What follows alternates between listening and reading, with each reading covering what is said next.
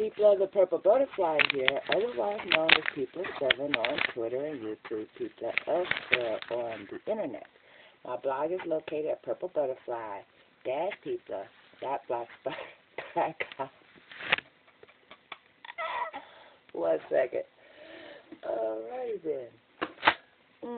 Where can we put this where it won't go sliding and slipping and getting on my fish?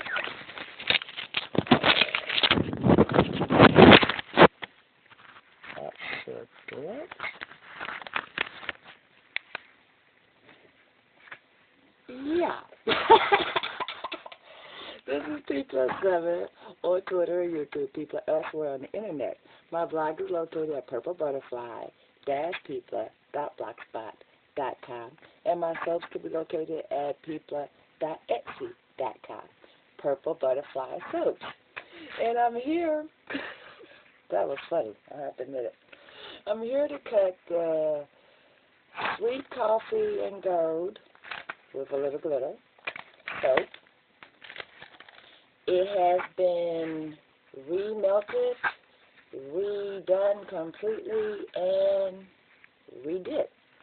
Because I tried the mica line, and apparently certain factors didn't allow it to stay together as a mica line, so it separated on me.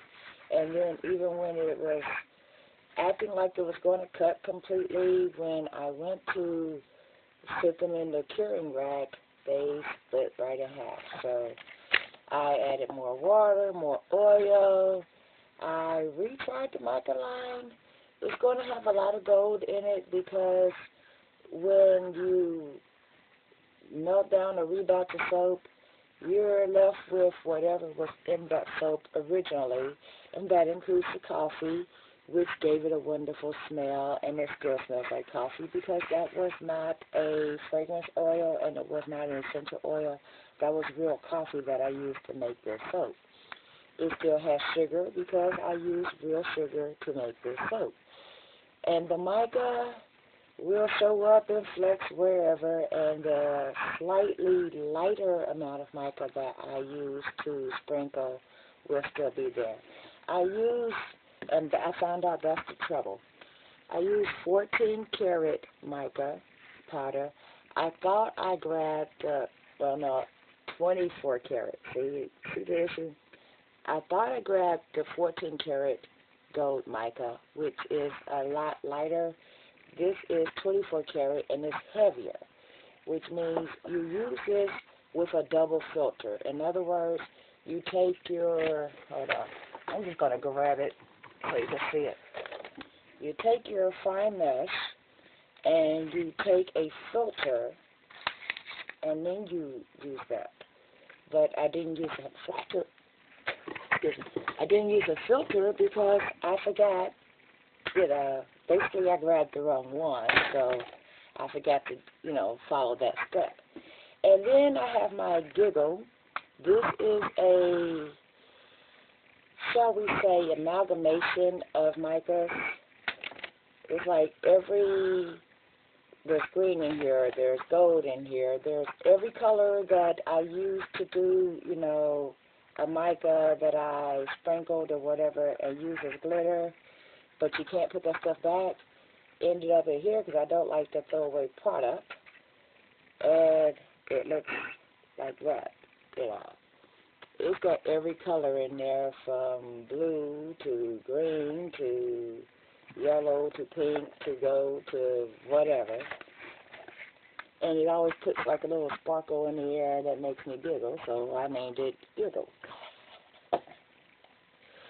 So let's get to cutting this sweet coffee and gold with a little giggle on top.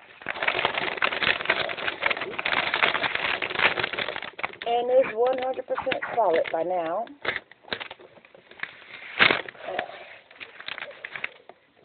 There we go. Ooh, it's going to be pretty, too. Well, when I say that's solid, God, I'm here to tell you that is solid. Even the part that popped out is more solid than it was the other day. I'm telling you what. Okay, that little part we're going to stick back in there. And since that's an end piece, it doesn't bother me that that did not obey. But I learned a long time ago, when it's hot process and something defies the gravity of it all, you can put that right back in there, let it sit a little bit longer.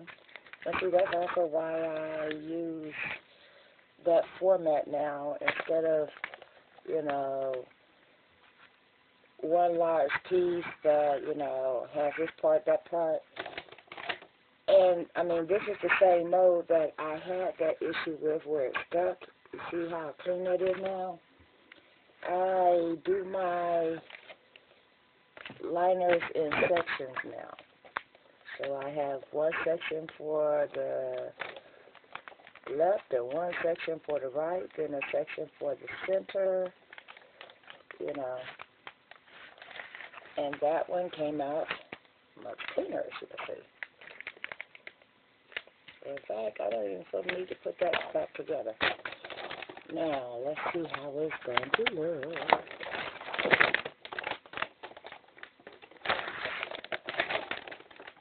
Wow, much better. Although there's two soft spots right there. Okie dokie. I'm going to leave that soft spot alone. So we will be back. But in the meantime, I'm going to get the layers separated. So that way when I come back, all I have to do is cut it.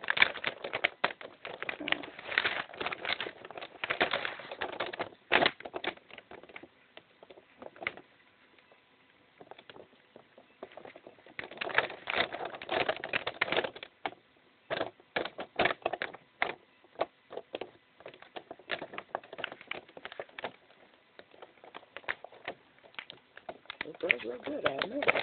But I will show you what I got. And then I'm going to let it do what it do, because apparently it did not completely get solidified. But the way it's doing it, I think I'm going to take one of these original sample pieces and just kind of like stick it in there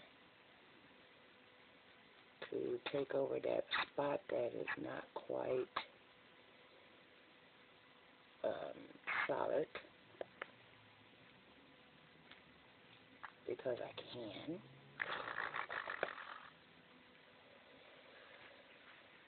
There we go.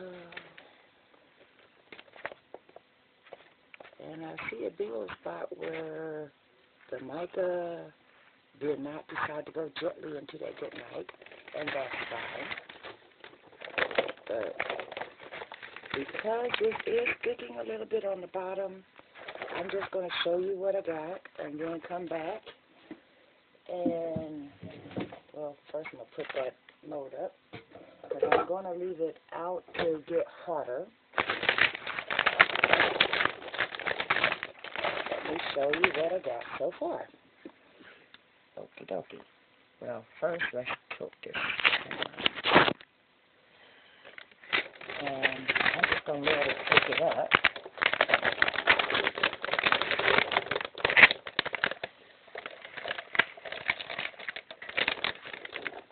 See that? So it's solid all the way through. You can see where the mica is meeting the coffee of it all. There's a couple of soft spots right through there. I'm going to let that re-solidify.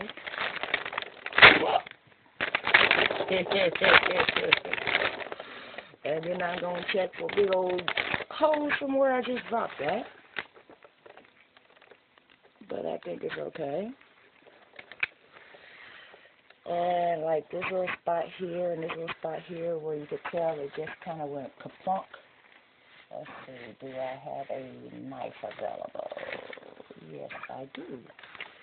So I'm going to just take those areas and just like a cake, I'm going to spread that. It's not necessary because this is literally the edge, but y'all know me by now. I'm a stickler for those details. Yeah. And I'm going to let it do what it do. I didn't think it was going to be solid enough at this point, because, I mean, hello, it was doing 24 hours with a whole new process on top. But I just wanted to make sure that it was getting hard quick enough.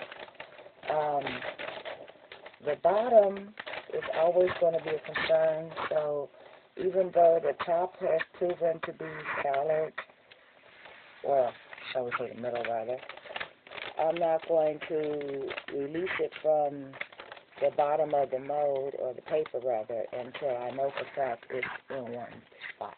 So come back and join me again for the coffee, well, sweet coffee in gold. Yes, I already did a good one.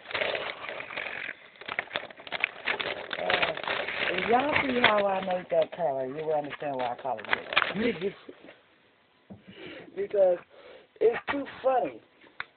Nowhere does it have a huge amount of pink, a huge amount of yellow, a huge amount of blue, a huge amount of any specific color. It's just literally left over, you know, specks of mica that I scraped out of like a, you know, container like this, and here's one that had pink in it. You see what I'm saying? And I just literally scraped all that in there because I don't like to waste product. And when you look at it in the container, it looks like it's blue. And then you sprinkle it and you see pink. Or it looks like it's pink this time, and you look at it and here's a blue showing up. So forth and so on. I'm going to just slide this right back on in there.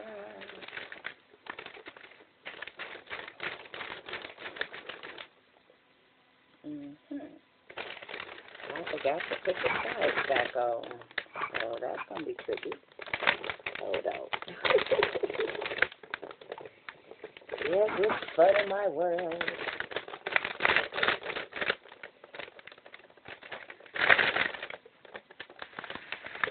There we go. Let me show you what I'm talking about. It would be easier if I actually step out the way. Right there where this part is supposed to be, I forget that was exposed. So basically I just removed half of it of the edges. But that's fine because that is the part that would actually be a sample piece, or, you know, the edges anyway. So I think I'll just go ahead and cut this because, yeah.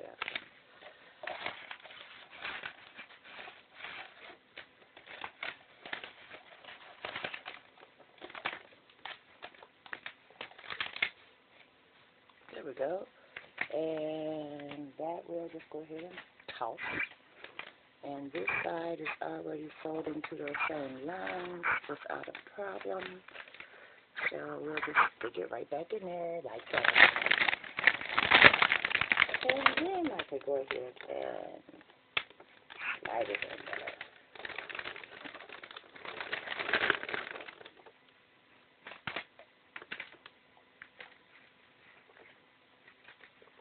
Now this is where it gets interesting.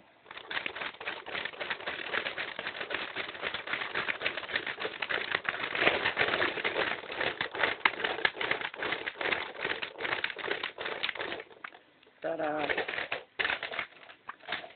so as you see, I did not compromise anything in pushing that back in there, except for the one little spot on the side, and it now has a new little piece in the lining. And more or less, I just made gravity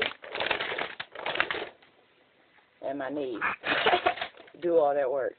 Now I'm going to take this piece, you know, shiny side up, or down actually, and little lid, and I'm going to push it the rest of the way. And then we'll just make that red.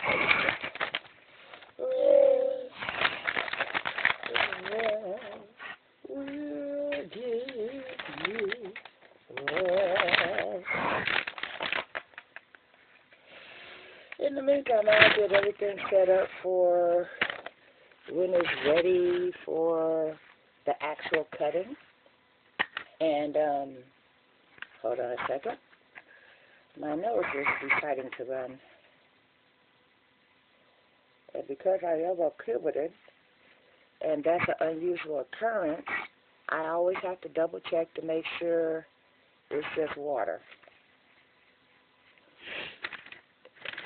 My doctor told me if you tend not to get sinuses and your nose starts running, make sure you're not bleeding. And they say it like, matter of fact, like, that's not supposed to be a scary thought. Really? That's not normal in my world. So, you know, I'm not used to always being on the lookout for bleeding. I'm used to, if there's anything that might cut me, nick me, whatever, I'm the first one to look the opposite way because I faint at the sight of my own blood. So, you know, looking for my blood is... that puts me way out my comfort zone. By the way, to mix it, this is the battery with the cartridge. It came with a tag that said, your batteries are already charged. I have used this thing for the better part of a week and have not had to recharge it. In fact, the one time I thought it did need charging, turned out it needed a new cartridge. I burned right through that first cartridge. I'm on the second cartridge now, and it still works. Look at this.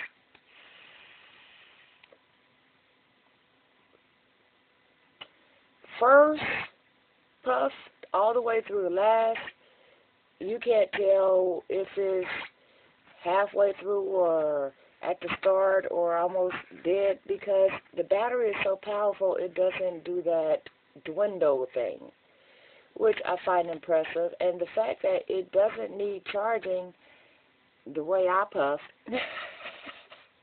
I find that amazing because I have burned through so many batteries. I mean, hold on, where'd it go? This is one that is just done, you know. It's like I burned through it so quickly that even, you know, the new battery, the new charge, all that, done. I've gone through 2 more of those kind of, you know, cheapy batteries, so forth, so on. This one, I'm just on the first charge, and first hit to last hit, the only thing that is suffering is that cartridge. And I got 4 more of these cartridges. I can take that off, put another one on, and continue on with this same battery before I even need to stick it on the charger itself. This is an amazing product. Get you one.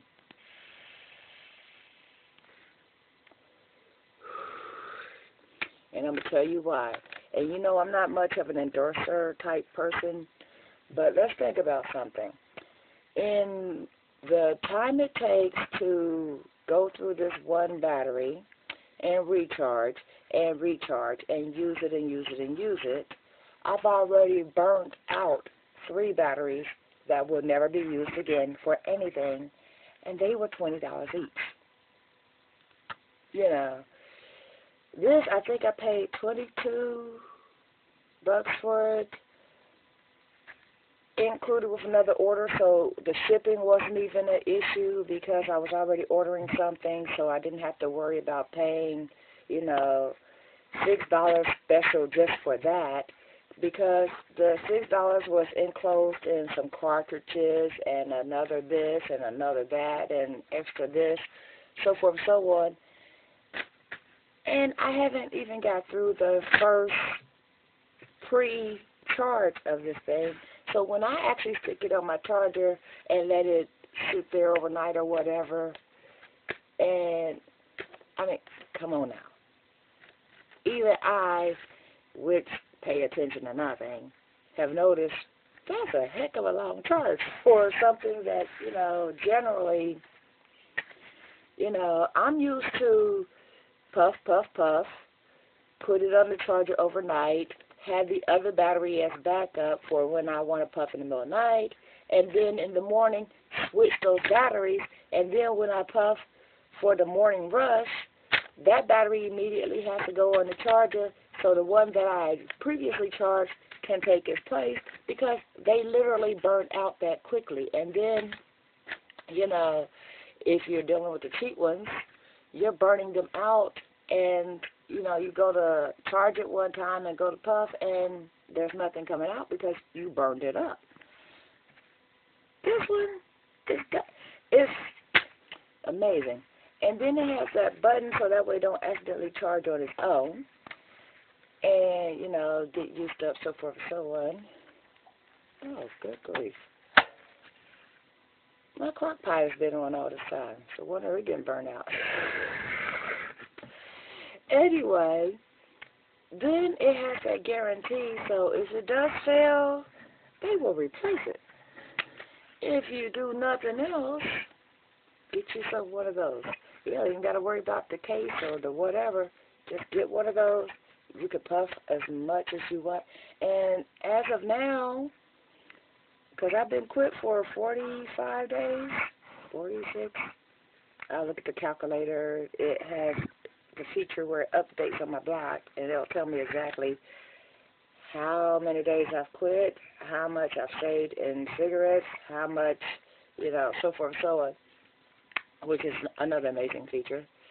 But this thing is amazing. And then I thought I bought a 18, and it turns out it was a 24, so that was high nicotine, which means I'm actually smoking less because I take a couple of puffs and I go, I don't need that. So now I've already ordered the full, which is the 18, which is the level I'm used to, and my refills are all on that level. And then from there I go down to a 14, then a 12, and, you know, by the time it's all said and done, you know, even though I don't have to follow the system because I went without nicotine for the better part of a week, you know, no sweating, no shaking of the hands, none of that. And when it's all said and done, I will have eventually reduced down to 0.0% nicotine, and I'll still have the ability to play around with some vapor. And as you can tell, I don't even puff much anymore. I just play around with the, you know, I make smoke rings and so forth and so on, and I don't have to inhale. It's been a good thing. So, you know, just how much money I'm saving is amazing to me. The fact that I don't wake up going, where's my cigarette? And no, I'm not kidding, even a little bit. I used to, if I couldn't find my cigarettes or if I was out, I used to actually go through my, the little compartment in your car. Hold on. Ashtray. Yeah, that still happens. I used to actually go digging through the ashtray to find a good-sized butt. You know, I don't do that anymore. Now it's like, hey, how much coffee I got in this cup? And that's all I need for today. Anyway, I've rambled on enough. I'm going to give this time to set up, since I know it will set up now, and it is getting harder. Eventually, I'm going to take it out of this format and let it just kind of, you know, get solid for me, so that way when I cut it, I'll have something fun to show you in the mix, because there is a mica line in there, and just from what I've seen, it's a successful mica line because it's still sticking and still congealing and still hardening, as opposed to the previous one where I go to cut it and I go to put it over here and part of it's kind of doing the hang thing. It's not, you know, that one's going to be successful, and I'm going to cut it up and show you. But anyway, this has turned into a show, so welcome to the Peepla Show. This is the Peepla 7 on Twitter or YouTube, Peepla elsewhere on the internet. My blog is located at PurpleButterfly-Peepla.blogspot.com, and my soaps can be ordered at Peepla.etsy.com, Purple Butterfly Soaps. So y'all stay blessed, stay tuned. Don't forget to rate, comment, and subscribe. Bye now.